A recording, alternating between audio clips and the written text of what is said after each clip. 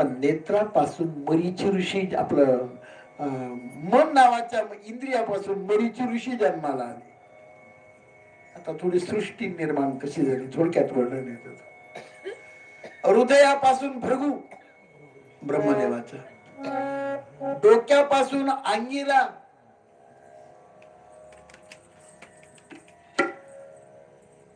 डोळ्यातून आत्री, मुखातून अंगिरा, कानातून पुलस्त्य, नाभीतून पुलह, अंगठ्यातून दक्ष. दक्ष कोण?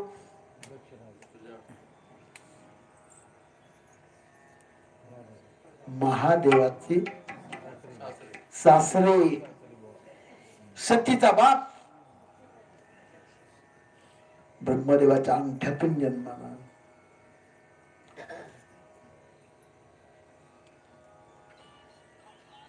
ब्रह्मदेवाच्या सावलीपासून कर्दम,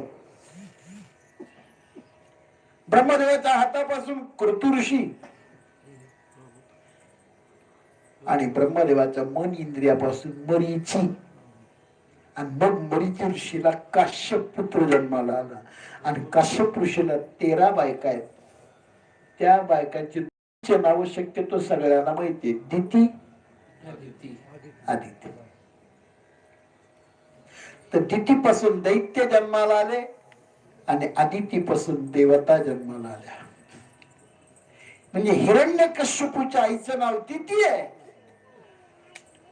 आणि इंद्राच्या आईचं नाव आदिती आहे. मग इंद्र हिरण्यकश्यपू कोण झाली? झाकली उठ 1.25 लाखाची. पण देवाने काय केलं? एकाला तारलं.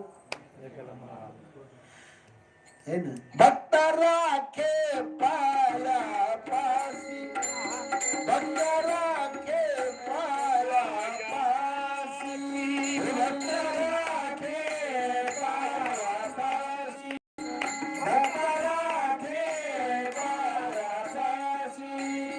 गुरुदेवाची सवारी, गुरुदेवाची सवारी, गुरुदेवाची सवारी.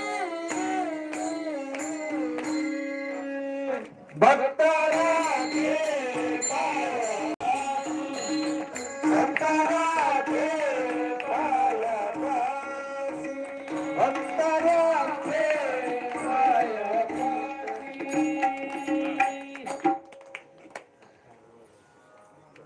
मग कर्दम ऋषी आपलं काश्यप ऋषीला 13 बायका आहेत. लक्षात ठेवा.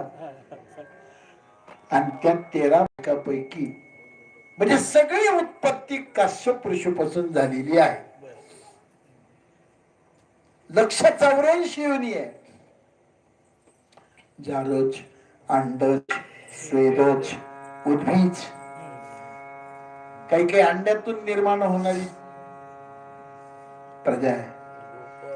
काही सृष्टी नर आणि मादी यांच्यापासून निर्माण होणारी प्रजा आहे.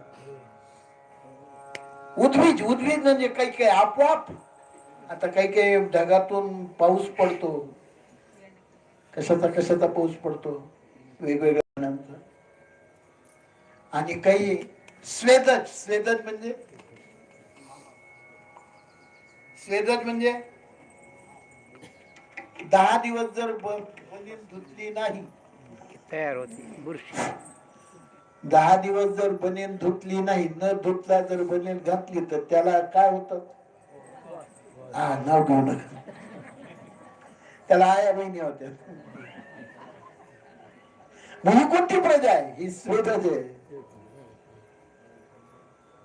लक्ष 84 ब्रह्मदेवानी निर्माण केली आहे. म्हणून ज्यांना गोत्र माहित नाही त्यांनी कोणतं गोत्र लाव? काश्यप गोत्र लाव.